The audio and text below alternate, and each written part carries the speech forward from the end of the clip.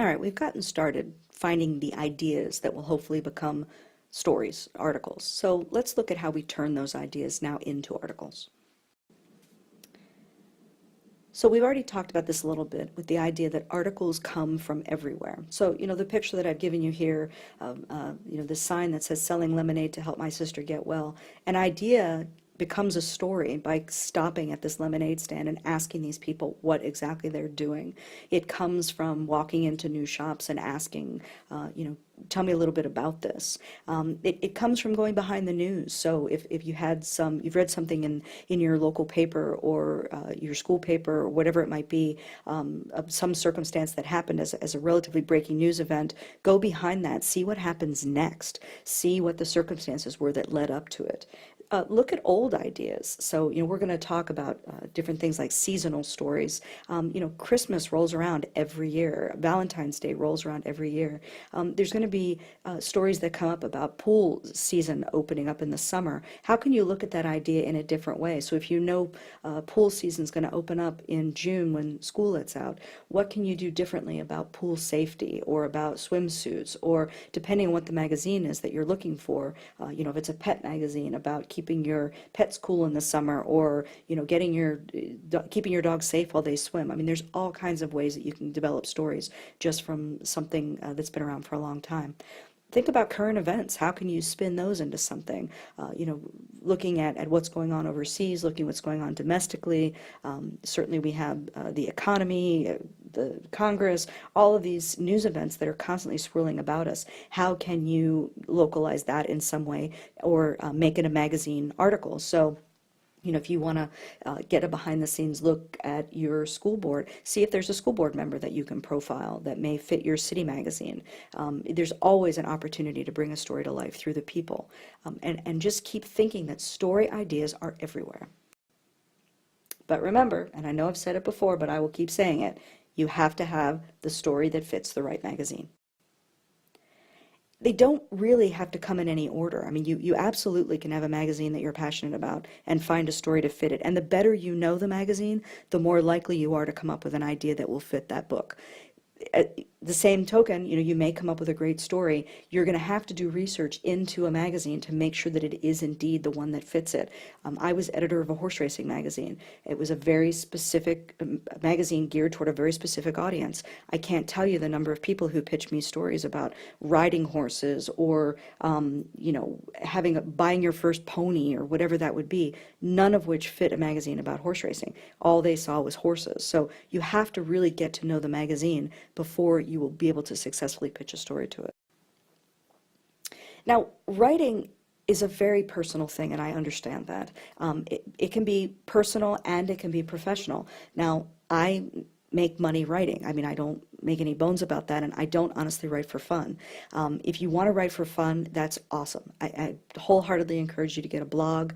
I encourage you to keep a journal, whatever it is. If you don't want to be edited, or you don't want to have to tailor your story or your writing style to any particular magazine or editor's style, then you can absolutely write on your own and not worry about selling it. But the second that you want to be professional at writing, you have to write things that are marketable to other people, things that will appeal to an audience, that an editor will be able to publish, that will fit within their publication. That's not comfortable for everybody, and I respect that, but it is something that you have to keep in the forefront of your mind if you want to go ahead and be a magazine writer. I'm a firm believer that everyone can be a published magazine writer if they work at both being a strong reader and being a writer, but you have to be willing to follow what that magazine is looking for. So you really have to find your audience. Who are you writing for? What exactly is this publication about? If you look to write for Dog Fancy, that's a very different magazine than Bark. They have a very different tone to them. They're very different stylistically. If you're looking, I've mentioned the horse racing magazine that I work for, but that's a very different magazine from Horse Illustrated, very different from Equus, very different from, a quarter horse magazine, which is only looking for stories about quarter horses. If I'm looking to do a story for Columbus Monthly, it very well better cater to a Columbus audience. It can't be in Cincinnati, it can't be in Cleveland, it can't be outside the state of Ohio. So understanding what exactly your audience is key to your success in selling that article. It also can help you tailor other stories to different publications. So you may have a story that you've read someplace else in another magazine, and if you can tailor that to a publication that you're interested in, now you're halfway home. Now, there are a lot of different ways to craft a magazine article, but this formula kind of gives us a good framework from which to start with. It will give us really the scaffolding that a lot of articles are built from. So this is what we're going to approach for the next few minutes here, looking at what exactly is an anecdotal lead and how that transitions us into what we call the theme paragraph, which I've mentioned before, which transitions us into the body of the article, which will transition us into the conclusion. So let's take a look at each one of those. Now, an anecdotal lead, an anecdote itself is a true story about a real incident or person. The key with this, when we use them as a lead, and a little bit further on we're going to look at different examples of different types of anecdotes and different types of leads, but just know that this idea of a true story taking the reader to the theme is what we mean by an anecdotal lead. And here's an example. So, please feel free to pause the slides and read this. But, this article tells us a story of Barack Obama joining Silicon Valley's top luminaries for dinner in California, and each guest was asked to come up with a question for the president. And then it talks about Steve Jobs asking his questions. So, this is a story. It's a narrative that will now take us toward the theme paragraph of this story. So, the theme is one paragraph that tells the reader this is what the story is about. And you can find it in every successful story. There's certainly times it's clearer than others. But when we develop it, we often will start by saying, my article is about whatever your article is going to be about. So, and get it as narrow as possible. So my article is about guitars. Well, that's really broad. My article is about, kids playing guitars, also really broad. My article is about whether you should get your kids started playing an electric guitar or an acoustic guitar. All right, that's much narrower now. So that's what we're looking for out of our theme paragraph. What exactly is it that you want the reader to know? You don't want them to know about guitars, and you don't want them to know about kids and guitars. You want them to know, if they're reading this story, hey, if you're thinking about getting your kid a guitar, here's how you decide whether it should be acoustic or whether it should be electric.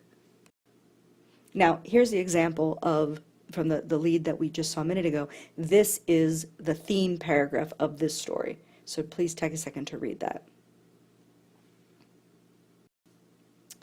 Now, this will take us into the body of the article. The theme outlines for us what the story is about. And let's remember that image that we had of the writing hourglass, because remember that that little juncture between the top half of the hourglass and the bottom, the lead will take us to the juncture, which is the theme, and then the rest of the body hangs off at that little juncture. So everything that's in the body has to some way tie back to what's in the theme. And we will transition, it's often a historical or biographical look that takes us from one moment in time through to the next, remembering that your story starts where your theme begins. So, we don't want to start the story at the beginning of time. We want to start where the story begins.